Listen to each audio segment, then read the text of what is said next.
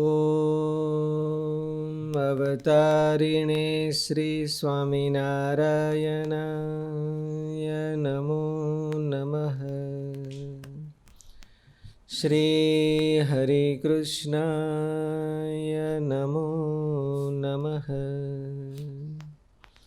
શ્રી પૂર્ણ પુરુષોત્તમાય નમો નમઃ. નવું સૂત્રમાં રાખ્યું હતું. નવું સૂત્ર નંબર 24. તસ્ય હેતુ અવિદ્યા. આગળના સૂત્રમાં અદર્શન અજ્ઞાનનું સ્વરૂપ નિર્ધારણ કરવા જે 8 વિકલ્પો આપ્યા છે તેમાંથી ચતુર્થ વિકલ્પને સિદ્ધાંતરૂપ માનીને, એટલે કે પ્રત્યેક ચેતનને પોતપોતાની બુદ્ધિ સાથેનો સંયોગ તે સંયોગ વિશેષ તરીકે કહ્યો છે અને તેને જ સંસાર ઉત્પત્તિમાં કારણ માન્યો છે. એની હારે જે બંધન છે એ એવો સંયોગ અનેક પ્રકારના હોય, પણ બુદ્ધિની સાથે હું ને મારું, મારી બુદ્ધિ, એમાં જે તાદાત્મ્ય ભાવ, એ સંયોગ છે એ જન્મ મરણ લેવડાવનારો છે. અને એનાથી કે સંયોગ હે હેતુ, હે એટલે જન્મ મરણ, જન્મ મરણનું કારણ છે એ આ છે. અને એ સંયોગનું કારણ છે એ અવિદ્યા છે. એવું સૂત્ર આવ્યું ને. તસ્ય હેતુ અવિદ્યા. તસ્ય હેતુ એટલે સંયોગનો હેતુ છે એ અવિદ્યા છે. એને કમ્પલસરી નથી, પણ એની બુદ્ધિ વિપરીત થઈ ગઈ છે એવું છે. અવિદ્યાનો અર્થ 4 પ્રકારની અવિદ્યા કીધી. સુખમાં દુઃખમાં સુખ, સૂચિમાં અસૂચિમાં સૂચિપણું, અસત્યમાં સત્ય, અસત્યમાં સત્યપણું, આવી જે ભાવના થાવી. એટલે અહીંયા તો અવિદ્યાનો અર્થ એવો થાય કે અહિતમાં હિતની ભાવના થાય. ખરેખર અમુક ક્રિયાઓ આપણે કરતા હોઈએ તો એ આપણને મને એમ થાય કે આમાં મારો બેનિફિટ છે, પણ એમાં એનું બેનિફિટ ન હોય. શાસ્ત્રની દ્રષ્ટિએ એમાં એને નુકસાન હોય તો પણ એ કરવું એનું નામ અવિદ્યા કીધી. એની અવિદ્યા છે એની જોડાણ કરે છે.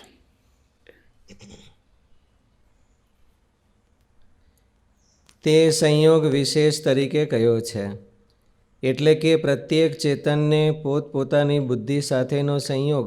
ઘણી વખત મા બાપ છે એ નાના છોકરાને એમ કહેતા હોય કે જો તારે એ છોકરાની દોસ્તી નહીં કરવાની, પણ તોય છોકરાને એમાં મજા આવે એટલી કરે. મા બાપ કહેતા હોય હિતાહિત કહેતા હોય કે આ છોકરો બીજે એનો સંગ બરાબર નથી, એટલે ભવિષ્યમાં ક્યાંક બીજે રવાડે ચડી જાય તો એનું નુકસાન થાય. પણ છોકરાને ટેમ્પરરી મજા આવે છે, ઓલાના સંગે ટેમ્પરરી બહુ મજા આવે છે, એવા હોય એટલે ટેમ્પરરી મજા આવે છે, એટલે મા બાપનું માને નહીં. તો એનો અર્થ એવો થયો કે બાળકને હિતાહિતની ખબર નથી અને મા બાપને હિતાહિતની ખબર છે. એટલે બાળકની બુદ્ધિ છે એ વિપરીત છે. આમાં તો તે પોતાનું આત્યંતિક કલ્યાણ શેમાં છે એવો બહુ લાંબો વિચાર કરવાનો રહે. એ ન હોય તો આપણને સારું લાગતું હોય કરીએ તો એનું નામ અવિદ્યા કહેવાય. આપણને ખાડામાં નાખે એનું નામ અવિદ્યા કહેવાય. ઉદ્ધરેત આત્મનાત્માનમ નાત્માનમ અવસાદયત, એવું ભગવાને કીધું. એટલે પોતાની બુદ્ધિમાં વિવેકનું પ્રાધાન્ય રાખવું, ગમતાનું પ્રાધાન્ય ન રાખવું. ગમતું છે એ અવિદ્યા છે અને વિવેક છે એ વિદ્યા છે. એટલે ગમતાનું પ્રાધાન્ય ન રાખવું. મને આ ગમે છે, મને આમાં બહુ મજા આવે છે, એ કેવી સારી સારી વાતો કરે છે, એવું પ્રાધાન્ય ન રાખવું. પણ હિત શેમાં છે એનું પ્રાધાન્ય રાખવું.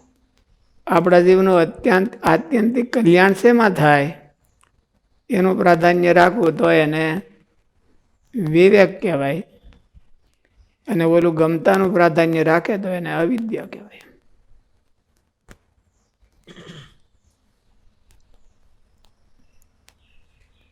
એટલે કે પ્રત્યેક ચેતનને પોતપોતાની બુદ્ધિ સાથેનો સંયોગ તે સંયોગ વિશેષ તરીકે કહ્યો છે અને તેને જ સંસારોત્પત્તિમાં કારણ માન્યો છે. માટે તે બુદ્ધિ હેય ગમે છે. એમ તો એ પ્રકૃતિની છે, એટલે એને આ લોકમાં ક્યાંક એ ચોટી હોય એટલે એને ગમે એ જ ગમે. હાવ શુદ્ધ બુદ્ધિ થઈને એટલે સારથીનું કાલે આવ્યું હતું ને, બુદ્ધિ છે એ સારથી છે, જીવને હોતે એની કોઈ લઈ જાય છે.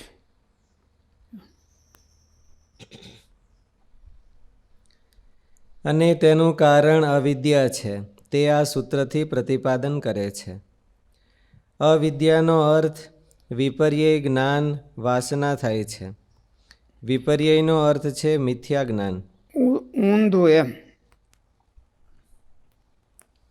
વિપર્ય એટલે ઊંધું થાય હકીકતમાં. તો ઊંધા જ્ઞાનની વાસના આપણને આપણું અહિત થાય એવું બહુ ગમે, આપણું હિત થાય એવું ન ગમે. આપણને એવી ક્રિયા કરવી ન ગમે, આપણને કોઈ કહેતોય ન ગમે, એવું કાંઈ ન ગમે. એ અવિદ્યા કહેવાય.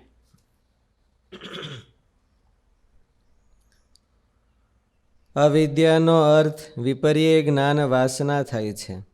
વિપર્યયનો અર્થ છે મિથ્યા જ્ઞાન. મિથ્યા જ્ઞાન પણ 4 પ્રકારે ગણાવવામાં આવ્યું છે. તેમાં પણ અહીં અનાત્મમાં આત્મભાવનાને જ મુખ્યપણે અવિદ્યા અને સંસાર હેતુ ગણાવી છે. બુદ્ધિમાં મિથ્યા જ્ઞાનના સંસ્કાર જોરદાર વેગવાન બનેલા રહે છે. તે જ્ઞાનના વેગમાં પુરુષનું સ્વસ્વરૂપ જ્ઞાન સ્થિર થઈને પ્રતિષ્ઠિત કોઈ રીતે થતું નથી. આ મિથ્યા જ્ઞાનની વાસના બુદ્ધિ પુરુષ સંયોગનું કારણ બને છે. તે સંયોગ અનાદિ છે. તે સંયોગ ક્યારે શરૂ થયો તેનો નિર્ધાર થઈ શકતો નથી, માટે અનાદિ માનવામાં આવે છે. તેથી સંયોગની આદિ પ્રવૃત્તિ જોઈને તેનો કારણ નિર્ણય નથી કરી શકાતો, પરંતુ તેનો વિયોગ શક્ય છે. તે વિયોગ જાણીને તેના કારણનો નિર્ણય કરી શકાય છે. જેનાથી વિયોગ થાય છે તેનું વિરોધી હોય તે અવિદ્યાનું કારણ ગણાય એવો નિર્ણય કરી શકાય છે. વિવેક જ્ઞાન થતાં બુદ્ધિનો સમ્યક નિરોધ થાય છે અને બુદ્ધિ પુરુષનો વિયોગ થાય છે. તેથી વિવેક જ્ઞાનનું વિરોધી જે અવિવેક જ્ઞાન અથવા અવિદ્યા છે તે સંયોગનું કારણ છે. ભાષ્યકારે એવું બતાવ્યું છે. વિપર્યય જ્ઞાન વાસના જ્યાં સુધી રહે છે ત્યાં સુધી બુદ્ધિ પુરુષ વિયોગ થતો નથી. મહારાજે કેવું હેલું કરી દીધું છે, આ બુદ્ધિનો ત્યાગ કરવો અને એવું નહીં, ખાલી પોતાના ગુણનો ત્યાગ કરવો.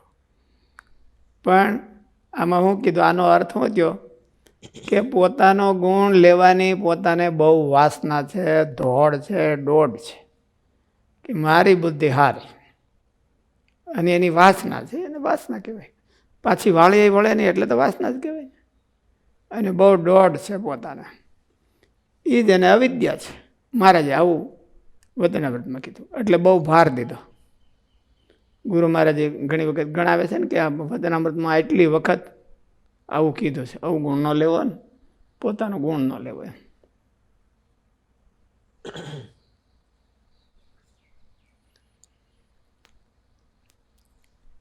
વિપર્યય જ્ઞાન વાસના જ્યાં સુધી રહે છે ત્યાં સુધી બુદ્ધિ પુરુષ વિયોગ થતો નથી. એમાં 2 વાનામાં મહારાજે એવું કીધું કે અવગુણ ન લેવો, ભગવાનના ભગતનો, અને પોતાનો ગુણ ન લેવો, પોતાનો અવગુણ લેવો, ભગવાનના ભગતનો ગુણ લેવો. એમાં પાછું ભગવાનના ભગતનો ગુણ લેવો એમાં મહારાજ એવું કીધું કે વર્તમાન લોપતા હોય, વર્તમાનનો ભંગ થતો હોય તો એનો અવગુણ લેવો. પણ આમાં તો ક્યાંય એકેય ઠેકાણ ન લેવું, ભૂલમાં આમાં લઈ લેવો એમ. પોતાનો અવગુણ લેવો, પોતાનો ગુણ લેવો, એમાં ભૂલમાં ક્યાંય કીધું નહીં. કે આવા સંજોગો હોય તો પોતાનું ગુણ લેવો, એવું ક્યાંય ન કીધું. ઓલે પણ એક ઠેકાણ આવું કીધું.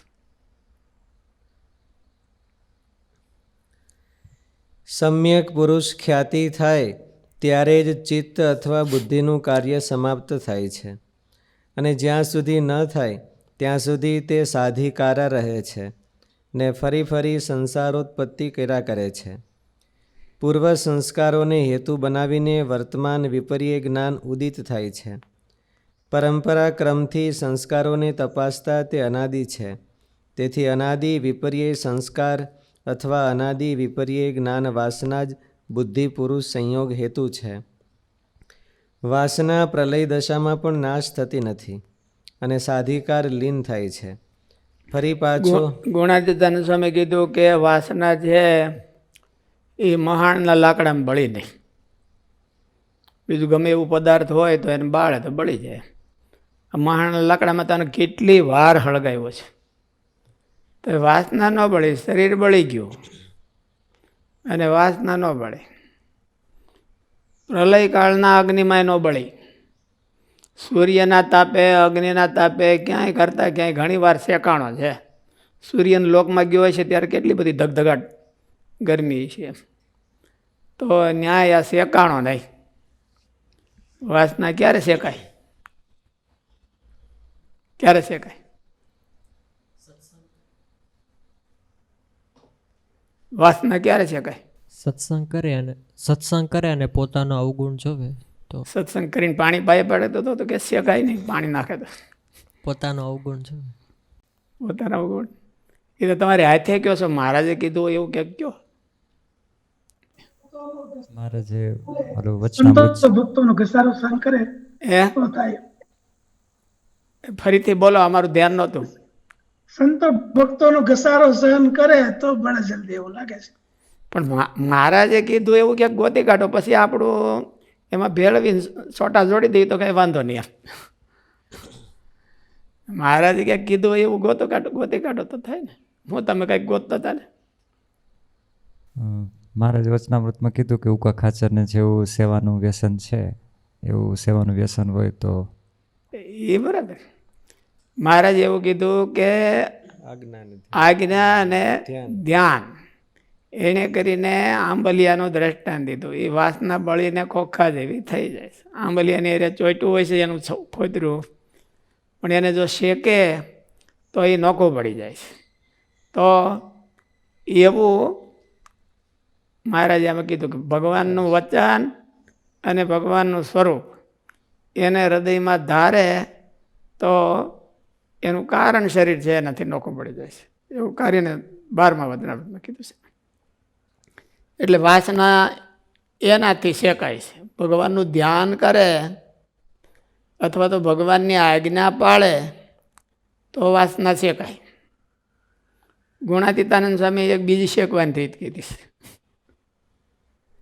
એને શું કીધું બોલો, મુકુંદ સ્વામી કયો?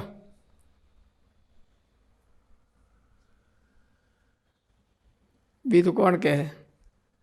મોટાને હાથ જોડે ને આગળ વિનય કરે તો ગમે એ વાસના કોઈ વાતે નોખી પડે એવી નથી, પણ નિર્વાસનિક પુરુષનો ગુણ આવે,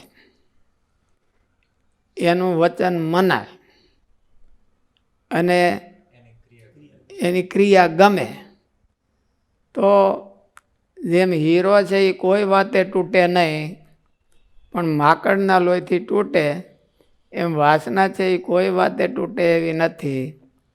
ગમે ત્યાં જાય તો હું સૂર્યના લોકમાં જાય, ગમે અગ્નિના લોકમાં જાય, અહીંયા લાખ વાર બળે, લાકડા બાવળના વેઢા લાવીને બાળે મર્યા પછી તો, પણ તોય વાસના બળે નહીં. આ બધું બીજું બધું બળી જાય, વાસના ન બળે. વાસના એવી ને એવી મજબૂત થતી જાય. એને બાળવી હોય તો આ મહારાજે કીધું ને ગોપાળાનંદ સ્વામી ગુણાતીતાનંદ સ્વામીએ કીધું હોય એવા ઉપાય કરે તો વાસના બળે, તો અવિદ્યા બળે. વાસના એટલે અવિદ્યા. અવિદ્યાને બાળવી હોય, કારણ શરીર કયો, વાસના કયો, અવિદ્યા કયો, એ બધા એક હરખા. પૂર્વજન્મનો પોતાનો ગુણ લેતો આવે છે એટલે એવું કીધું ને આમાં. પૂર્વજન્મના સંસ્કાર છે એ આને બુસ્ટિંગ ને મોટિવેશન આપે છે કે ભાઈ ના એટલે ભાઈ તું તો આગલા જન્મમાં તારામાં ગુણ જ હતો, તો આ વખતે કેમ તારો અવગુણ આવી ગયો તને? એટલે પૂર્વજન્મના સંસ્કાર છે એને બુસ્ટિંગ કરી રાખે છે વાસનાને. તું તો આવો ડાયો જ છો એમ. બીજા બધા ગાંડા છે, તું એકલો જ ડાયો છો, એવું એને બુસ્ટિંગ થઈ રાખે છે માલિપાથી. એટલે એ ટળતી નથી. મહાપ્રલયના અગ્નિમાં વાસના બળી નહીં, પ્રલયકાળના વાસનામાં અગ્નિ બળી નહીં, મહાણના લાકડામાં બળી નહીં, સૂર્યના તાપે બળી નહીં, અગ્નિના તાપે બળી નહીં, એવી વાસના ત્યાં બળે છે નથી. બહુ મુશ્કેલી છે. લીલી થાય. સૂર્યનો તાપ આપે તો અમુકની કોળે, ઘણા ઊંધે વાય હાલેવા હોય. એટલે જવાસો છે અને પાણી મળે તો બળી જાય, અને ન મળે તો રાબડા જેવો. ગધેડો છે એ વૈશાખ મહિનામાં તાજો થઈ જાય, એટલે એને વૈશાખ નંદન કહેવામાં આવે છે. વૈશાખ મહિનામાં તો હુકા જ રાડા ખાવાના હોય, લીલું તો ક્યાંય ભાળે જ નહીં. તો ગધેડાને એ હવને એક સિઝન હોય તાજું થવાની. એમ ઊંટિયું છે એ મા મહિનામાં તાજું થાય, એમ ગધેડો વૈશાખ મહિનામાં તાજો થાય, અને ભેંસું ભાદરવા મહિને તાજી થાય.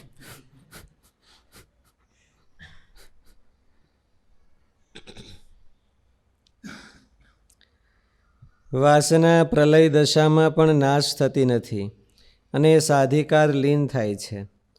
ફરી પાછી સર્ગ સમયે સાધિકાર ઉદિત થાય છે અને સંસાર હેતુ સંયોગ કરાવે છે. તે એકમાત્ર વિવેક ખ્યાતિથી નાશ થનાર છે.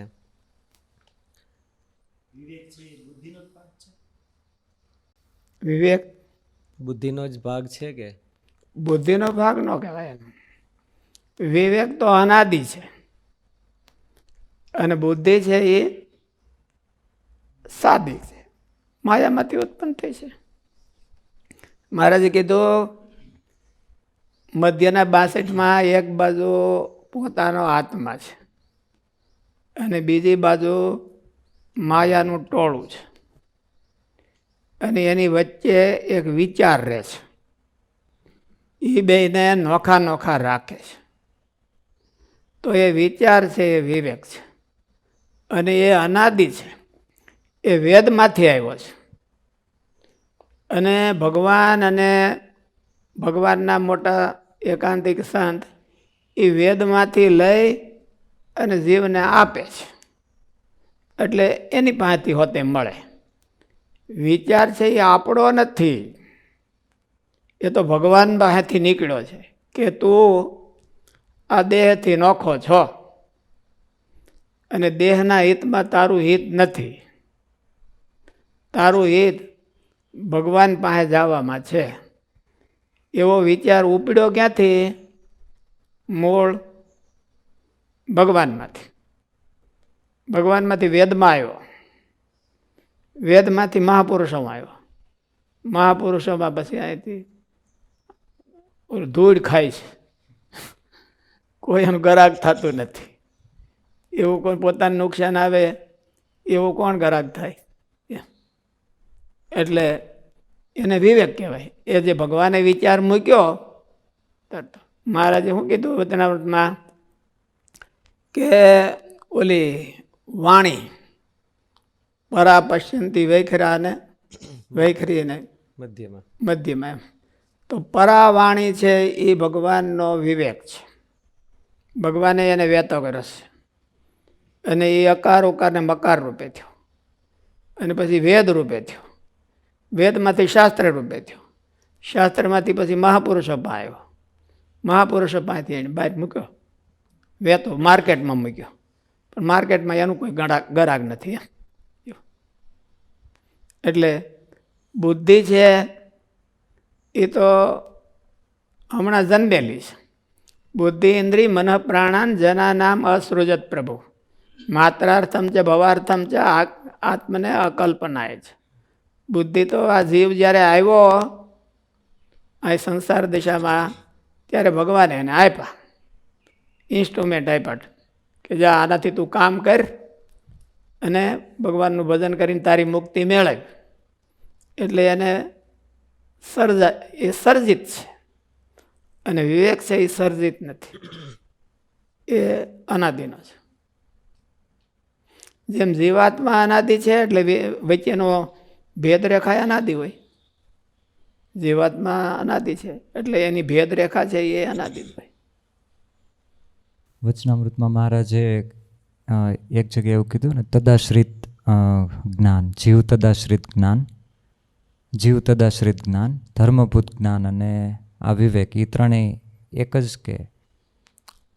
જીવ તદાશ્રિત એટલે એમાં જ્ઞાન છે કે હું જીવ તદાશ્રિત જ્ઞાન એ ધર્મભૂત જ્ઞાન,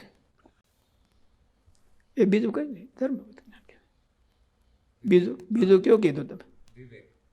વિવેક એ ધર્મભૂત જ્ઞાન છે. ધર્મભૂત જ્ઞાનનો એક ભાગ છે. ધર્મભૂત જ્ઞાન અનેક રૂપે એની અવસ્થાઓ છે. આ વિવેક છે એ ધર્મભૂત જ્ઞાનનો એક ભાગ છે. વિવેક અનાદિનો છે તો એ માયાનું જ તત્વ ગણાય, સર્જન ગણાય કે? અનાદિનો હોય તો માયાનું કેવી રીતે ગણાય? વિવેક અને વૈરાગ્ય છે હે? સત્વગુણની સંપત્તિ ગણાય છે. સત્વગુણમાંથી એ એચીવ થાય છે સત્વગુણને લઈને, એટલું પણ છે અનાદિ. વિવેક અને વૈરાગ મહારાજે કીધું કે સત્વગુણની સંપત્તિ છે એટલે સત્વગુણ એનું મેળવવાનું સાધન છે. સત્વગુણ હોય તો વિવેક જલ્દી એચીવ થઈ શકે, પણ સત્વગુણ છે એ જ જો વિવેક હોય તો એચીવ કરવાની વાત જ નથી. એટલે એના પરિણામરૂપ મહારાજે એવું કીધું છે, એનો અર્થ એવો થયો કે સત્વગુણ દ્વારા એને એચીવ થઈ શકે છે. એટલે વિવેક છે એ તો અનાદિ છે. મહારાજે એવું કીધું ને, આ વિચાર છે જ્યારે સ્થિર થાય છે, એ વિચાર છે એ માયાના ટોળા ભેળો પણ ભળી જતો નથી, જીવાત્મા પણ ભેળો પણ ભળી જતો નથી. એટલે જીવાત્મા છે એ વિચાર છે કે જીવાત્માનો વિચાર છે એવું નથી. વિચાર છે એ જીવાત્માથી પર છે અને ભગવાનનો છે અને શાસ્ત્રનો છે, આપેલો છે. એનાથી તો જીવાત્માનો ઉદ્ધાર થાય છે. જીવાત્માનો જો વિચાર હોય તો પોતાનો ઉદ્ધાર તો પોતે ન કરી લે, પણ ભગવાનનો વિચાર છે અને વેદોનો વિચાર છે એટલે જીવાત્મા કરતાં પણ એનું સ્થાન ઊંચું છે. એટલે તો મહારાજ એવું કીધું કે આ જીવના હૃદયમાં કેટલાક કે છે હું કે વિષય ભોગવીએ ને સંસાર ભોગવીએ ને કેટલાક ના પાડે છે, તો એ બેમાંથી કોણ છે? તો મહારાજે એમ નામ આપ્યું કે સત્સંગ છે એ ના પાડે છે અને કુસંગ છે એ હા પાડે છે. એટલે એનો અર્થ એવો છે કે સત્સંગ એટલે સત્સંગમાંથી વિવેક ઉત્પન્ન થાય છે. સત્સંગને આધારે વિવેક ઉત્પન્ન, એટલે એ ના પાડે છે. વિવેક ના પાડે છે. વિવેક હોય તો એમ કહે કે ભાઈ આપણે આમ ન કરાય, વિવેક ન હોય તો બધું કરે. એટલે વિવેક છે એ અનાદિ છે. એને પામવું પાછું આ યોગ સૂત્રને એને મતે કદાચ ને નહીં હોય, પણ વેદાંતને મતે વિવેક અનાદિ છે. મહારાજને મતે વિવેક અનાદિ કહેવાય. અનાદિ એટલા માટે કે વેદ છે એ અનાદિ છે અને વેદનું હાર્દ એટલે વિવેક. વેદમાંથી નિષ્પન્ન થયેલું એ જ વિવેક છે. સમય વિવેક છે એમ કે વિવેકને પામ્યો, તો વિવેકને પામે છે કોણ? બુદ્ધિ પામે છે કે જીવ પામે છે કે વિવેક ક્યાં રહે છે? બુદ્ધિ તો નિર્જીવ તત્વ છે, બુદ્ધિ ગોલક છે અને ધર્મભૂત જ્ઞાન છે એ એનો એમ કે એની ઓલી પ્રાણ છે, એનો પ્રાણ ગણી દો, પ્રાણ છે. એટલે ધર્મભૂત જ્ઞાન છે એને બુદ્ધિના માધ્યમથી એ પ્રગટ થાય છે. જેમ કોમ્પ્યુટરમાં તમે ગમે એટલી ફાઇલો નાખી હોય પણ સ્ક્રીન દ્વારા જ પ્રગટ થાય. એ પણ બારોબાર તમે એને જોવી હોય તો જોઈ ન શકો. એમ બુદ્ધિ જેટલી વિશુદ્ધ થતી જાય એમાં ધર્મભૂત જ્ઞાનનું વિશુદ્ધ સ્વરૂપ પ્રગટ થતું જાય. એ વિવેક. ધર્મભૂત જ્ઞાન કયો કે વિવેક કયો? વિશુદ્ધ ધર્મભૂત જ્ઞાન હોય એ બુદ્ધિરૂપી સ્ક્રીનમાં પ્રગટ થતું જાય. એટલે એને વિવેક બુદ્ધિના માધ્યમથી પ્રગટ થાય છે. પણ બુદ્ધિ અને વિવેક એ બે નોખા નોખા ગણાય. એટલા માટે કે બુદ્ધિ છે એ માયાનું એક તત્વ છે અને વિવેક છે એ અનાદિ છે. બુદ્ધિ દ્વારા એને પમાય છે. જો બુદ્ધિની શુદ્ધિ કરે અને બુદ્ધિને પવિત્ર બનાવે તો વિવેકને પમાય છે. અને વળી પાછો ક્યારેક ભૂલી જાય છે. ઘણી વખત મુક્તો હોય તો પણ એ ભૂલી જાય છે. એનો અર્થ શું છે? જો મુક્તોનો જીવ એ જ વિવેક હોય અથવા તો બુદ્ધિ એ જ વિવેક હોય તો એ કોઈથી ભૂલે નહીં. એને ભૂલવાનો સવાલ જ ન રહે. પણ એ હોતે બધા ક્યારેક ક્યારેક ભૂલી જાય છે. એટલે એનો અર્થ એવો છે કે ઓસાણ ચૂકી જાય. એટલે પેલો સૌભરી ઋષિને બધા વિવેકવાળા પુરુષો જ હતા. બ્રહ્માજીની બધા વિવેકી પુરુષો જ હતા. પણ ક્યારેક ક્યારેક વિવેક છે. ભગવાને જીવને વિવેક આપ્યો છે. એમાં મનુષ્યને ખાસ વિવેક આપ્યો છે. પશુમાં વિવેક હોય છે પણ ખાવાનો વિવેક હોય છે, બીજું કાંઈ નથી હોતું.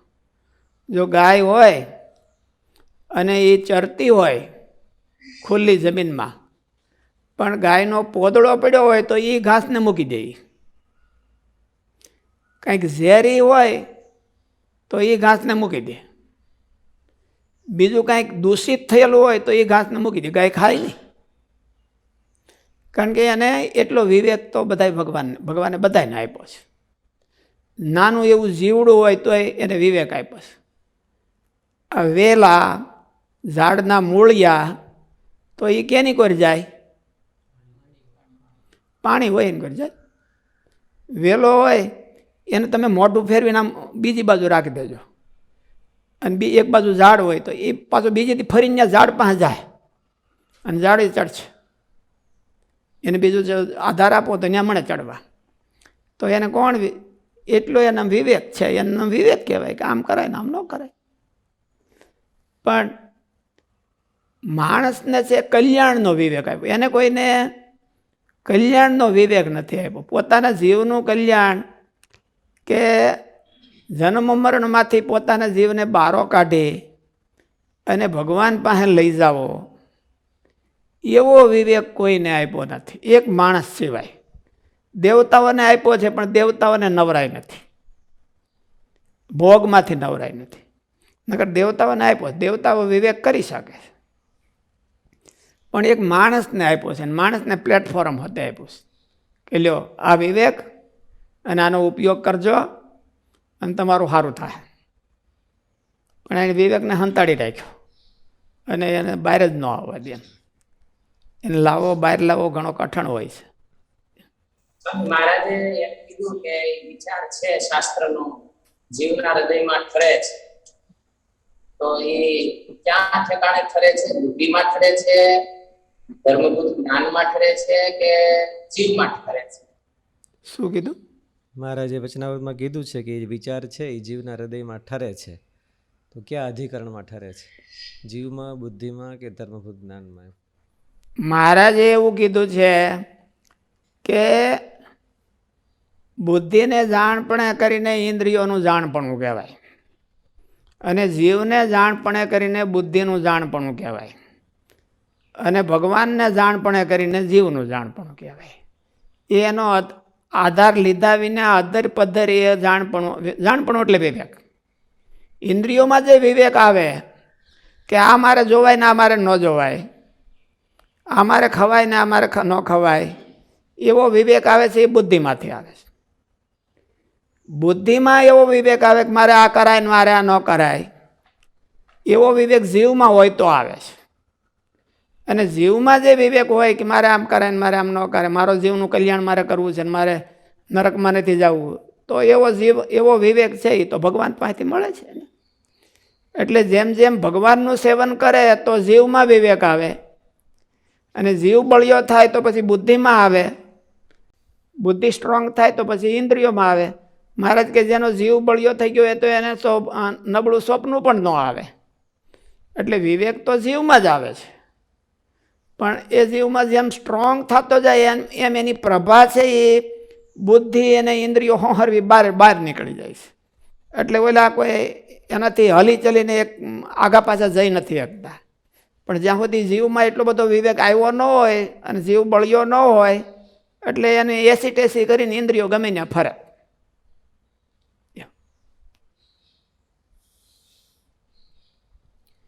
સૂત્ર નંબર 25. તદ અભાવાત સંયોગા ભાવો હાનમ તદૃષે કૈવલ્યમ. તે અવિદ્યાનો નાશ થવાથી બુદ્ધિ પુરુષના સંયોગનો પણ અભાવ થઈ જાય છે. ત્યારે બંધનની આત્યંતિક નિવૃત્તિ થઈ જાય છે. આત્યંતિક શબ્દથી ભાષ્યકાર એ બતાવે છે કે પ્રલયકાલીન સંયોગની અનભિવ્યક્તિને આત્યંતિક નિવૃત્તિ કે કૈવલ્ય ગણવામાં આવતું નથી. આને જ સાચા રૂપમાં દુઃખ હાન કહેવામાં આવે છે. અર્થાત દુઃખથી આત્યંતિક છુટકારો છે તેને જ પુરુષનું કૈવલ્ય કહેવાય છે.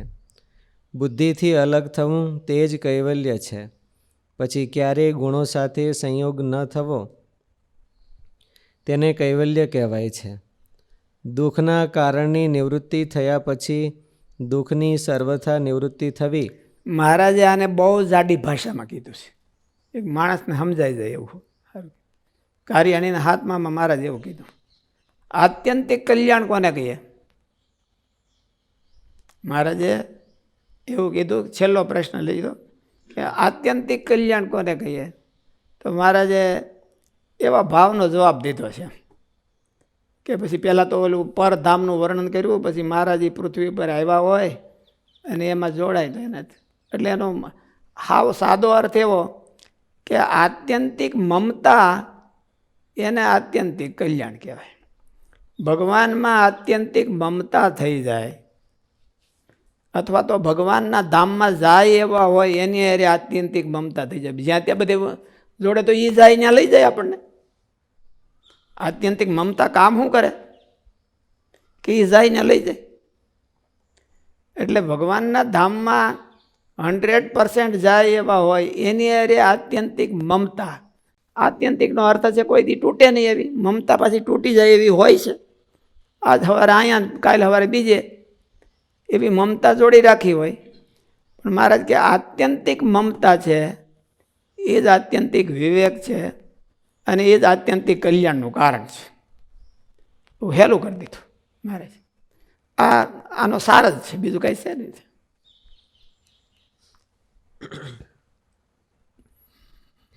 પછી ક્યારેય ગુણો સાથે સંયોગ ન થવો તેને કૈવલ્ય કહેવાય. જો ભગવાનની અરે આત્યંતિક મમતા થાય તો એને જગતના પદાર્થોમાં ક્યારેય પછી આત્યંતિક મમતા કરવા પણ રહેતું નથી, થતી નથી. ભગવાનમાં આત્યંતિક મમતા થવી જોઈએ. મમતા એક જાતનો સંબંધ છે, આ મારું એમ. ભગવાનના સાચા સંતમાં આત્મબુદ્ધિ અને મમતા બે એક જ ગણાય કે? એક જ ગણાય. આત્મબુદ્ધિ વધારે થોડુંક હેતનો ભાગ છે. આત્મબુદ્ધિ એટલે એની ફિલિંગ એ આપણી ફિલિંગ થઈ જાય. મમતા થયા પછી જ થાય ને. પહેલાં મમતા થાય, મમતા શરૂઆત. આત્યંતિક મમતા કયો એટલે એનો અર્થ એવો થયો.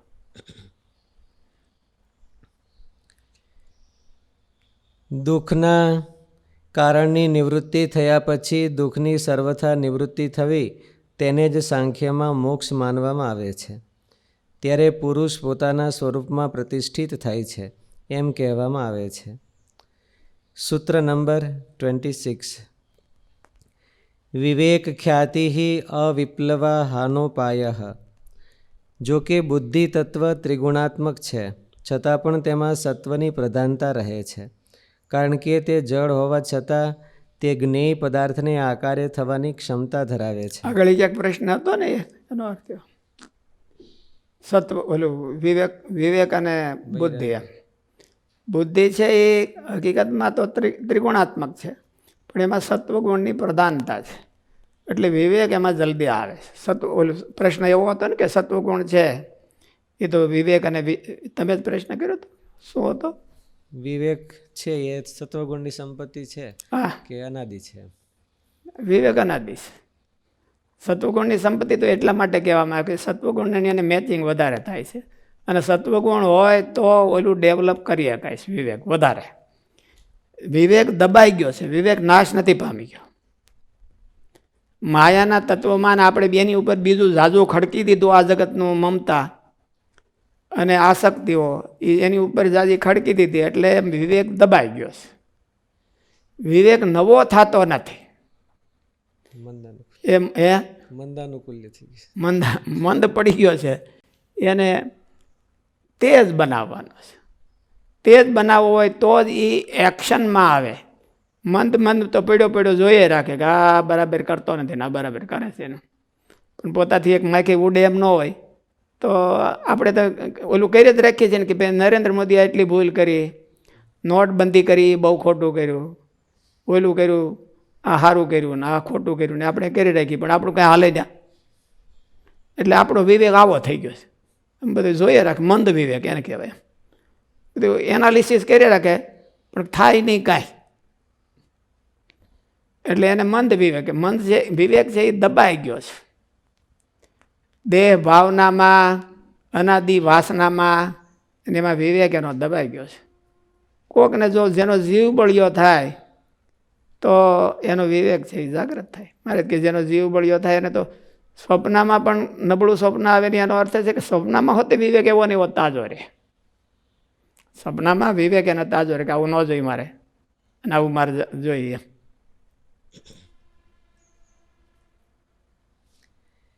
જો કે બુદ્ધિ તત્વ ત્રિગુણાત્મક છે, છતાં પણ તેમાં સત્વની પ્રધાનતા રહે છે, કારણ કે તે જડ હોવા છતાં તે જ્ઞેય પદાર્થને આકારે થવાની ક્ષમતા ધરાવે છે. એમાંય વધારેમાં વધારે 24 તત્વો છે, એમાં જ્ઞેય પદાર્થ એટલે જાણવાના પદાર્થને આકારે થઈ જતી હોય તો બુદ્ધિ છે. બુદ્ધિ એને આકાર થઈ છે. મન છે એ એને યથાર્થ એને આકારે થાય. મન, બુદ્ધિ, ચિત્ત એ બધાય, ચિત્ત, અહંકાર એ બધાય એટલા બધા આકારે થઈ શકતા નથી જેટલી બુદ્ધિ થઈ શકે છે. એટલે એમાં વધારેમાં વધારે ક્ષમતા આપી છે. કારણ કે તે જડ હોવા છતાં તે જ્ઞેય પદાર્થને આકારે થવાની ક્ષમતા ધરાવે છે. તે તેના સત્વ પ્રાધાન્યને લઈને શક્ય છે. તેથી સાંખ્યમાં બુદ્ધિને બુદ્ધિસત્વ એવું કીધું છે. તેથી સાંખ્યમાં બુદ્ધિને બુદ્ધિસત્વ કહેવામાં આવે છે. બુદ્ધિ અને પુરુષ ચૈતન્યનો ભિન્નપણાનો બોધ તેને જ વિવેક ખ્યાતિ કહેવાય છે. અર્થાત વિવેકનો સાક્ષાત્કાર થવો તે જ વિવેક ખ્યાતિ છે. અને આ વિવેક ખ્યાતિનો સાક્ષાત્કાર થવો તે જ સાંખ્ય યોગમાં સર્વોત્કૃષ્ટ તત્વજ્ઞાન કહેવાય છે. વિવેક ખ્યાતિ થાય છે કોને? જીવને જ થાય છે. જીવને થાય. એટલે મારે કીધું કે નિશ્ચય ક્યાં થાય છે? એટલે પેલા બુદ્ધિમાં થાય એટલે જીવમાં થઈ ગયું. બુદ્ધિની બે નજીક છે, સીધું જ એને વચ્ચે કોઈ વ્યવધાન નથી. એટલે બુદ્ધિમાં પણ એ જીવના પ્રભાવે કરીને થાય છે, બુદ્ધિના પ્રભાવે કરીને નહીં. જીવમાં જો પ્રભાવ આવે તો એવું થાય. એટલે ગુણાતીતાનંદ સ્વામી એવું કીધું કે આ સત્સંગ છે એ કોઈને ગમતો નથી. સમાજવાળાને ગમતો નથી, નાતીલાને ગમતો નથી, કુટુંબીને ગમતો નથી, ઇન્દ્રિયો, અંતઃકરણ કોઈને ગમતો નથી. એક જીવને ગમે છે. જો એ બળિયો થાય તો રાખે, ન થાય તો તણાઈ જાય. જય સ્વામિનારાયણ સ્વામી. હા, સંભળાય છે. સાંભળાય છે? તમે દેખાતા નથી. હા ઠીક. હા, જય સ્વામિનારાયણ. હવે માનો કે આપણને ક્યારેક એવો ગાઢ સંકલ્પ થાય એ કોઈ રીતે ટળે નહીં. બરાબર છે. જરૂર ન હોય તો એનું કારણ શું? અને એ અગદી બેદી વ્યાજ કરે અને એવો સંકલ્પ કઈક મનમાં જડાઈ ગયો પછી નીકળે નહીં તો એનું પછી એ સંકલ્પથી આપણે દૂર થઈ જાય, મટી જાય એના શું ઉપાયો અથવા કારણ? ઘણી વાર આપણને એવું બનતું હોય મુમુક્ષુ. એટલે એનું કારણ સ્વામી મહારાજે એવું કીધું કે સંસ્કાર થાય એમ, કારણ તો સંસ્કાર કહેવાય. આપણને જે સ્મૃતિ કોઈ પણ થાય એ સંસ્કારથી સ્મૃતિ થાય છે આપણને. પણ એ સંસ્કાર 3 પ્રકારનો હોય. એક તો સામાન્ય રીતે હોય, એક મધ્યમ પ્રકારનો હોય, ને એક ઠેઠ ઊંડો આપણા જીવમાં આમ કે પેસી ગયો હોય. જ્યારે કોઈક અવસ્થા એવી હોય કે આપણો જીવ પણ એમ, મારે જેવું કીધું કે ક્યારેક મન ખાલી ઇન્દ્રિયો જોડાણા હોય, ક્યારેક એની પેલું મન જોડાણું હોય, ને ક્યારેક એમાં જીવ હોતે જોડાણો હોય. અને ત્રણેય દ્વારા જો એ સંસ્કાર આપણા જીવમાં પડી ગયો હોય તો એ જાવો બહુ કઠણ પડે એને, કારણ કે જીવમાં ઠેઠ જોડાઈ ગયો છે. એટલે એ સંસ્કાર છે એ આપણને વારંવાર સાંભળે. આપણને ઘણી વખત એમ થાય, મહારાજે કીધું બાળપણમાં ક્યારેક આપણે કોઈ સંસ્કારો પડ્યા હોય કે કોઈ ક્રિયા થઈ હોય, કોઈ જોયું હોય આપણે, તો એ વૃદ્ધ થાય તો પણ એને એ ભૂલાય નહીં, એકદમ તાદૃશ થઈ ગયું હોય. પણ એનું કારણ શું છે કે એક તો એમ કે બાળકનું મગજ છે એ બહુ ઇગ્નોર શું એને ઇનોસન્ટ ઇનોસન્ટ જિજ્ઞાસાવાળું ઇનોસન્ટ હોય છે. અને ત્યારે જો એવા સંજોગોમાં ઇન્દ્રિયો, મન અને જીવ બે ભેળા થઈ ગયા, ત્રણેય ભેળા થઈ ગયા હોય તો એ સંસ્કાર એને એના જીવમાં આરંપાર ઉતરી ગયો હોય તો એને કાઢવો બહુ કઠણ પડે. એટલે એવા સંસ્કાર હોય તો એ સંસ્કાર આપણે વારંવાર સાંભળતા હોય. મહારાજે એમાં એવું કીધું છે, સ્વામીની વાતોમાં, ગોપાળાન સ્વામીની વાતોમાં એમાં એનો એવો સંસ્કાર કીધો કે ઘણી વખત તો વૈરાગવાળા હોય તો પણ જો એ નિયમ ન રાખે તો એને સહેજે સહેજે સાંભળે. પણ એક સહજ સાંભળે છે, અને એક સાંભળીને આપણને તાણે છે, અને એક તો સાંભળીને આપણને તાણીને આપણે એની પાસે કાંઈ આપણું કાંઈ હાલતું જ નથી એવું થાય. એવી રીતના સંસ્કાર હોય. બાકી તો મહારાજ કે વૈરાગવાળો હોય ને તોય પણ એનું મન નવરું હોય તો એને જગત યાદ તો આવે, પણ યાદ આવે એટલા માત્રથી બહુ વિશેષતા નથી. એ આપણને તાણે છે કેટલું, અને એ આપણને ઝગઝોર કરી અને એમાં ઇન્વોલ્વ કરી દે એવા સંસ્કાર હોય તો એ માણસને નડે. બાકી તો સહજ તો માનો કે ઘણી વખત આપણે રસ્તે હાલ્યા જતા હોય ને જોયું હોય તો નજર પડી હોય તો ભાઈ સારો બગીચો હતો તો એ સારો બગીચો આપણને યાદ આવે. એટલે અહીંયા આપણે ભાઈ ઓલે નારસિંગી ગૌશાળામાં રહેતા ને એક મિલિટરીવાળાનો બગીચો આવતો, તો એ હજી આપણે જોઈએ તો 20 વર્ષ થઈ ગયા તો હજી એ બગીચો એમને સાંભળે આપણને. એટલે હવે એ બગીચો સાંભળે છે એટલે એમ કે ક્યારેક ક્યારેક એવું થાય, પણ એ બહુ વિશેષતા ન હોય.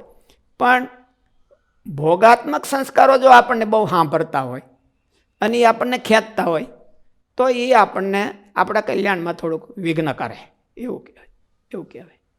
એટલે વચનામૃતમાં મહારાજે લખ્યું કે તીવ્ર વેગ, મંદ વેગ, મધ્યમ વેગ, પછી ઓલું નાંગલ નાખવાનું તળિયે ચોટી જાય તો આપણે ઇન્દ્રિયો જાય તો આપણને ખબર પડે. મારું મન હતી ગયું એ ખબર પડે, પણ આપણો જીવ હતો એમાં તણાણો કે ગયો એ કેમ ખબર પડે? એટલે પરિણામથી ખબર પડે, ભૂલાતું જ ન હોય. માનો કે ઇન્દ્રિયો આપણે ભૂલવા જાય તો પણ ભૂલાય નહીં, અને ગમે તેમ કરીએ તો એ પાછું ન વળે, તો એનો અર્થ એવો છે કે એમાં મન આપણા જીવનો સહકાર છે. નહીં તો એવું ન એમ કે જીવાત્મા એની ભેલો ભળેલો છે, એનું મહારાજે વેગ કીધો છે. અતિ વેગ હોય તો એનો અર્થ એવો છે કે એમાં જીવ ભળ્યો છે. વેગ જો મંદ હોય તો 2 જ ભળ્યા છે, અને વેગ હાવ મંદ હોય તો ખાલી ઇન્દ્રિયો જ ભળ્યા છે. એના એ વેગને આધારે ત્રણેયનું માપ નીકળે. અત્યારે દાખલા તરીકે આમાં તો આપણને જોઈ હોતે એકાય છે કે આપણે ઇન્દ્રિયો એમાં કામ કરે છે, અને ઘણી વખત ક્યારેક મન હોતે એમાં કામ કરતું હોય, પણ જીવ નથી દેખાતો. તમે કહો છે નીકળે, પણ વેગ તો દેખાય કે આ મારો વેગ છે. ભાઈ ગાડી હાલી જતી હોય તો 50ની સ્પીડે હાલી જાય છે, 70ની સ્પીડે હાલી જાય છે, અને 100 ઉપર હોતે વહી જાય છે, તો ઘણી વખત આપણને આંખું બંધ કરીને બેસીએ તોય ખબર પડે કે આ ત્રણ ગાડી હવા ઉપર વહી ગઈ હોય એવું લાગે, તો આપણે સ્પીડોમીટર ઉપર જોઈએ કે અમારું હોય હવા ઉપર. એ ખાલી આંખોથી જ ખબર પડે એવું નહીં, પણ ખાલી આજુબાજુનું હવામાન ઉપરથી હોતે ખબર પડી જાય કે આ એટલી ગાડી હાલે છે. એમ મહારાજ એવું કીધું કે ઇન્દ્રિયો અંતઃકરણના વેગ ઉપરથી જો વેગ છે એ એકદમ વધી જાય, એની સ્પીડ જ વટાવી જાય, તો એનો અર્થ એવો છે કે એમાં જીવ હોતે બળી ગયો. નહીં તો એવું થાય જ નહીં. ખાલી ઇન્દ્રિયોને ખાલી મન એ બે ભળે તો મધ્યમ વેગ સુધી આવે, પણ હોની ઉપરથી સ્પીડોમીટર ન વટાવે. એમ બોલો તો હોની ઉપરથી એવું. જીવ માનો કે ભેળો પછી એના વેગ એટલે દેહથી નો કઈ ઓલું થાય, પણ એ ભૂલાય નહીં. તો એને જીવને પાછો કાઢવા કે મનને પાછો કાઢવા બીજા એવા શું વિચારો કરવા જોઈએ? એટલે મહારાજે એ હોતે કીધું કે એનાથી વિરુદ્ધ સંસ્કારો આપણા જીવમાં પાડવા પડે. વિરુદ્ધ સંસ્કારો શું? તો ભગવાન સંબંધી, મહારાજની મૂર્તિ સંબંધી, કથા, પૂજા પાઠ, નવધા ભક્તિ. કોઈ આપણા અંગમાં જે ભક્તિ હોય, મહારાજે એવું કીધું છે ને કે ઘણી વખત એ સંસ્કારો જાય જ નહીં એવા કોઈ હોય તો એને ટાળવાના ઉપાય શું? તો કાં તો કે એને તીવ્ર સંસ્કાર, એનાથી ઓપોઝિટ તીવ્ર સંસ્કાર લગાડે. અને પછી મહારાજ એવું કીધું કે ઓપોઝિટ તીવ્ર સંસ્કાર ન લગાડી શકતા હોય તો પણ એ મહારાજ સંબંધી જે ધ્યાન, કીર્તન અને પ્રાર્થના એનો ઉપાય અંતિમ. મહારાજે અંતે તો એ કીધું, પણ એનો સાચો ઉપાય તો એનાથી ઓપોઝિટ સંસ્કાર. સંસ્કારનો નાશ સંસ્કારથી જ થાય. સંસ્કારનો નાશ જાણી લેવાથી ન થાય, જ્ઞાનથી ન થાય. આપણને જે ઊંધા સંસ્કાર પડી ગયા હોય, માનો કે દાખલા તરીકે આપણને એમ કે આંખું બંધ કરીને બેસી ન શકતા હોય, અને એવી રીતે ઘણી વખત હોય છે ને, ઓલો શાસ્ત્રીજી મહારાજને ઘણી વખત વાત કરતા કે ઓલા માળા ફેરવવા દીધી હતી કે લ્યો આને શું કરવું, કે મારે શું આને કરવું, તો કે એને આમ ફેરવવાની, તો કે એ આપણને ન ફાવ, આમ કરી નાખે. એટલે એ સંસ્કારનો નાશ છે એ હામાં બીજા એનાથી ઓપોઝિટ સંસ્કારો હોય એ જ કરી શકે. સંસ્કારનો નાશ જ્ઞાનથી ન થાય કે ભાઈ હાલો આ બહુ ખરાબ છે, કે અથવા તો સંસ્કાર બહુ માળા ફેરવવી બહુ સારી છે, તો એનેથી એને માળા ફેરવતા આવડી ન જાય. એ દરરોજ માળા મને ફેરવવા, અને આજે એક માળા ફેરવી, કાલે થોડીક વધારે ફેરવે, અને એમ કરતાં કરતાં એ સંસ્કાર પડે. એટલે સંસ્કારનો નાશ છે એ સંસ્કારથી જ થાય છે. એટલે વાસના ટાળવામાં મહારાજે એવું કીધું કે બહુ આકળા ન થઈ જવું. પ્રથમનું 60મું વચનામૃત છે એમાં મારે કે આકળા ન થઈ જવું. પોતાના જીવનો પ્લાન કરવો કે ભાઈ મારે આ પ્રમાણે એટલા ટાઈમમાં આને ગમે એમ કરીને આમ કે પરાસ્ત કરવી છે.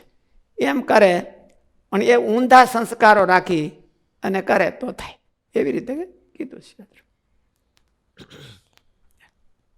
સ્વામી, એમાં જે ઓલા સંસ્કારો છે, વાસનાના નબળા સંસ્કારો, એમાં તો જોર હોય, અને સેજે કારણ કે વાસના પડી છે એટલે એમાં વેગ આવે. અને આ જે સારા સંસ્કારો છે એમાં તો અંદર વાસના તો હોય નહીં સારા સંસ્કારની, તો એનો વેગ દુષ્ટ થાય એનો શું ઉપાય? વેગ કેમ આવી શકે? શું કીધું? વાસના તો અંદર પડી છે એટલે એ છે એ ફોર્સ કરે છે ને વેગ લાવે છે. તો પોઝિટિવ સંસ્કારોમાં તો સત્સંગના સંસ્કારો તો અંદર પડ્યા નથી, તો એમાં વેગ કેવી રીતે આવે? મહિમાથી. જેટલું મહારાજ કે એક પાત્ર છે એ ઠીકરાનું હોય ને એમાં પાણી પીતા હોય, ને પછી એક હોનાનું પાત્ર હોય ને એમાં પાણી પીતા હોય. એટલે મહિમાથી એમાં વેગ લાગે છે, અને રિપીટેશનથી હોતે વેગ લાગે છે.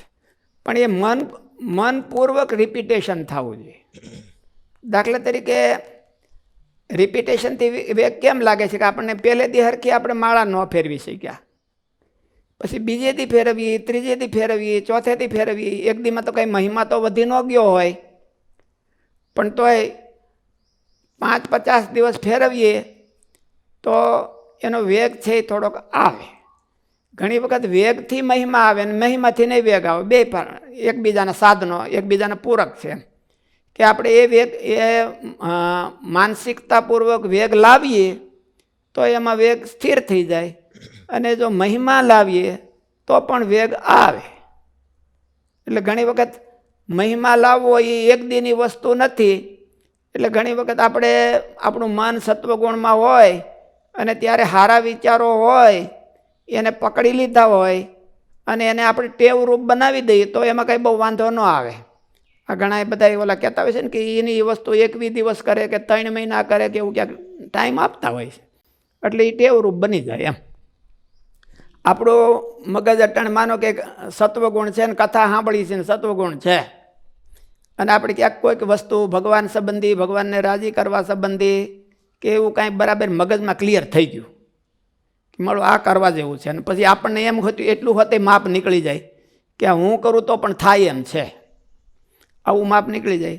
અને ત્યારે ને ત્યારે જજમેન્ટ લઈ લે કે મારે હવે દરરોજ એટલું કરવું, મારે હવે દરરોજ હું કર્યું છે એમાં કંઈ વધારો કરવો કે એટલું કરવું, તો એ પછી ટેવ રૂપે થઈ શકે. અને ટેવ રૂપે ઝાઝા દિવસે પછી વેગ થઈ શકે. વેગ છે એ મહિમાથી હોતે તાત્કાલિક લાગે છે અને રિપીટેશનથી ધીરે ધીરે લાગે છે. પણ રિપીટેશન ઈરાદાપૂર્વક, રસપૂર્વક થોડુંક થવું જોઈએ તો જ લાગે, નકર ખાલી રિપીટેશન હોય તો રૂટીન થઈ જાય.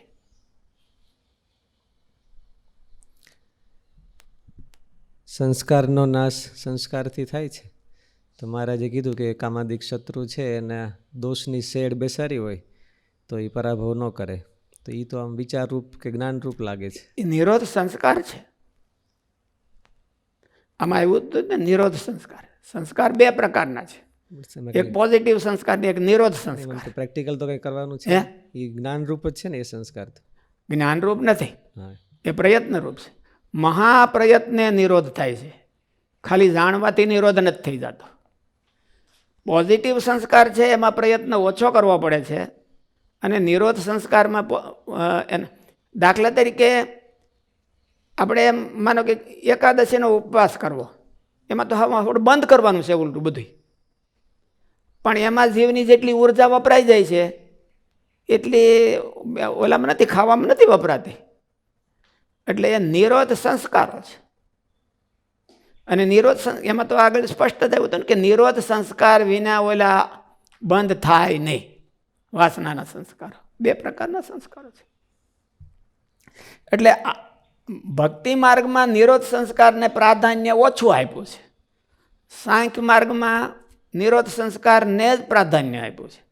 ભક્તિ માર્ગમાં તો એમ કીધું કે પુણ્ય કરો એટલે પાપ ઠેલાય, એમ પુણ્ય કરો એટલે પાપ ઠેલાય. એટલે ભગવાનની ભક્તિ સંબંધી ઝાઝા સંસ્કાર લગાવડો તો ઓલાને પ્લેટફોર્મ મળે નહીં તો એ વીક થઈ જાય, અને ભક્તિના સંસ્કારો છે એને પ્લેટફોર્મ મળે એટલે એ દ્રઢ થઈ જાય. એવી રીતે હોતે એના એ સંસ્કારોને પાછા પાડી શકાય છે. અને સાંખ્યની રીતે નિરોધ સંસ્કાર લગાડવા પડે. એનાથી આગળ વાત કરીએ ઓપોઝિટ સંસ્કાર લગાડવા પડે, તો ઓપોઝિટ સંસ્કાર તે નિરોધ સંસ્કાર.